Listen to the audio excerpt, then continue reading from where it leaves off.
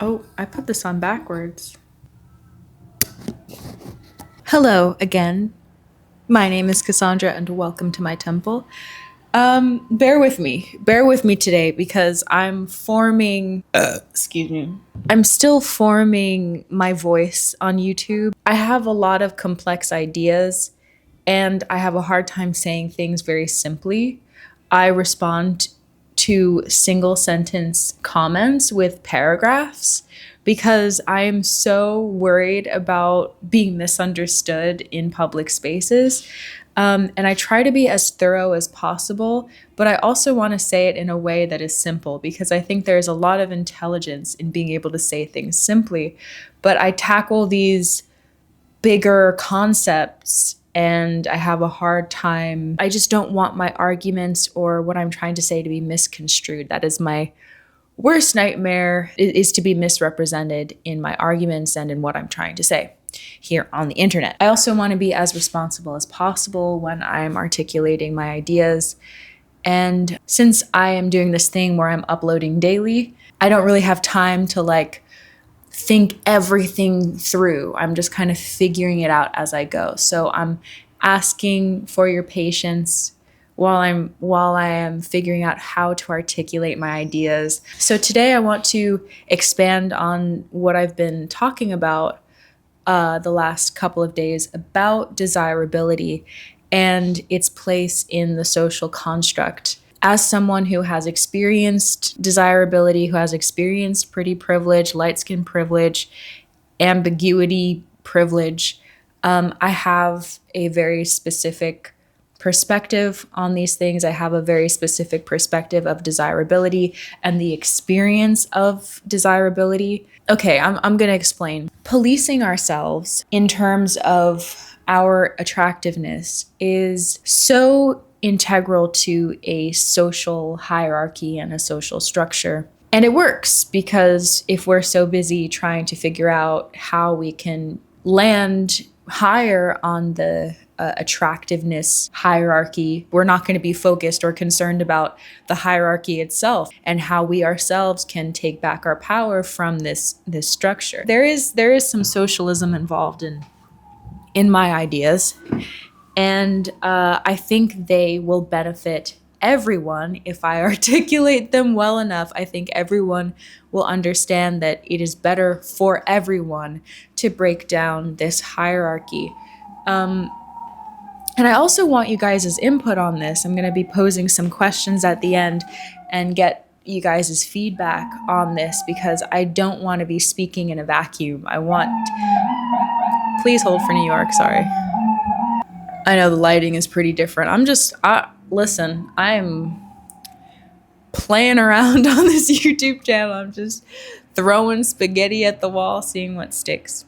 That is such a white saying. One of my main arguments here is that attractiveness should not equal worth. I'm not denying that that's how it works in our social construct, but it should not work this way. In internalizing that our worth is tied to attractiveness, we end up perpetuating the ideas, the ideals, and the standards that keep other people oppressed, that keep ourselves oppressed, that keep us insecure and hungry for patriarchal power, which isn't actually our power. It is power borrowed from society, from social constructs, from the powers that be. When we are seeking power that doesn't belong to us, i.e., whenever we are trying to strive for something, strive for more power, we are denying the power that we already have. And so it's this back and forth between striving for somebody else's power and really understanding that we have inherent power as well. We have inherent worth, inherent value. And when we are so entranced by these internalized narratives that we don't have worth, that we have to go out and find it, and it's this conditional, fragile state of being, it's this conditional, fragile kind of power that we have to police ourselves into and make sure we don't step out of, because if we step out of the boundaries of our privilege, of our power, then we lose all of it. And that kind of fragile power isn't actually power. It's not true power, because true power comes from within. When we start realizing that we as individuals have power and that power is not outside of us, then we can focus on what actually matters to humanity. We can spend so much of our lives trying to obtain power that once we actually have it, we realize it doesn't mean a thing. It doesn't mean a thing. And that's been one of my perspectives on my YouTube channel, is that I obtained desirability. I lost weight. My hair was long. And I experienced what it felt like to be desirable. I was still insecure.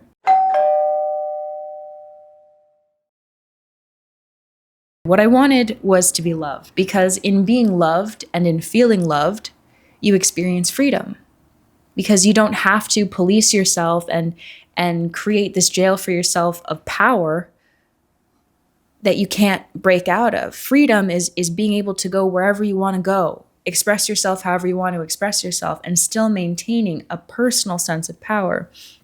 That is not the case when it comes to desirability. It honestly depends. Some people are privileged and are able to be free in that. Pursuing desirability isn't always out of vanity or out of a personal desire for more power or worth. It is sometimes, oftentimes, for certain ethnicities, namely Black women, pursuing some level of desirability is for safety. It's for financial stability. And it's not a choice. That's the deeper undercurrent.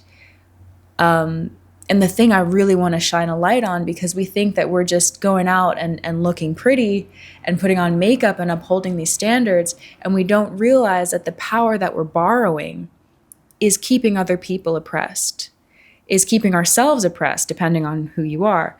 But at the very least, it's keeping you insecure. Shining a light on these narratives and shining a light on ourselves to see how we are upholding these superficial standards and ideals that we don't ourselves really believe in, but we feel like we have to continue to perpetuate for our own sense of safety. And this is where privilege really comes in. It's really the people with privilege that have to mitigate their own power and stop identifying with the patriarchal power you have and experience your own true personal power. We are sold this idea that in order for us to feel like we belong, which is a human need, which is a deeply human need, to feel like we belong, to feel accepted, they tell us that we have to uphold this standard. We have to uphold what it means or what it looks like to be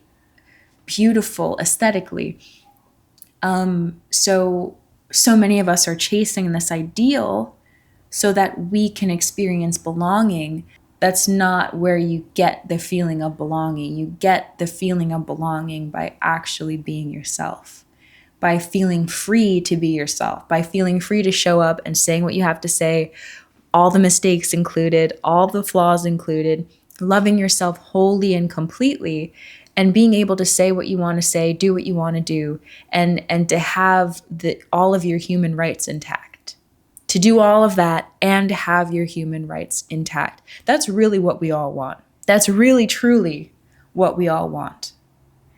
And it's this policing of ourselves and policing other people that keep us oppressed. We are oppressing each other. It's not me. I'm not the superficial one. It's the people I'm trying to attract that are superficial. I have to look attractive for them.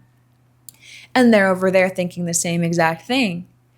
And so it's this catch-22, and none of us are actually doing the work to stop perpetuating the superficial ideals, right? And I want to be clear as well. It's not that looking your best, there is nothing wrong with looking your best. But we have to get in the nitty-gritty about what it means to be pretty, what it means to be handsome, what it means to look your best. Is that a true, authentic expression of yourself? Or is it an attempt at power? Is it, maybe I shouldn't say it that way, or is it an attempt at moving toward a standard that is not you, a standard that has nothing to do with who you are, but all to do with who you think you should be? And that's the main distinction when it comes to patriarchal desirability. I mean, patriarchal desirability is redundant, but that's the difference between self-expression and the concept of desirability.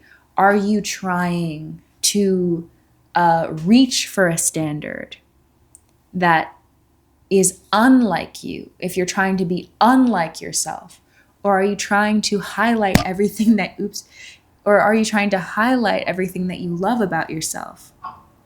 Are you expressing yourself in a way that celebrates who you are? Or are you hiding who you are? Does that make sense? And I think it takes a lot of inner work to really understand what the difference is. And maybe I can talk about that in another video. Question time. When did you realize that your worth was tied to your desirability? Second question is, for those of us who have felt desirable or who have experienced pretty privilege, what do you think would happen to you if you stopped policing yourself as much? Do you think you would maintain the same amount of privilege, or do you think you would lose it? Last question is for those of us who have not experienced desirability or pretty privilege. What do you think there is to gain on a personal level if you were to have it? Oh, let me know in the comments. I want this to be a conversation, okay? I don't want to keep talking in a vacuum. Please let me know in the comments what you think. I think that's all I have to say, actually. I don't want to be up all night editing this, so I will see you in the next video. Bye.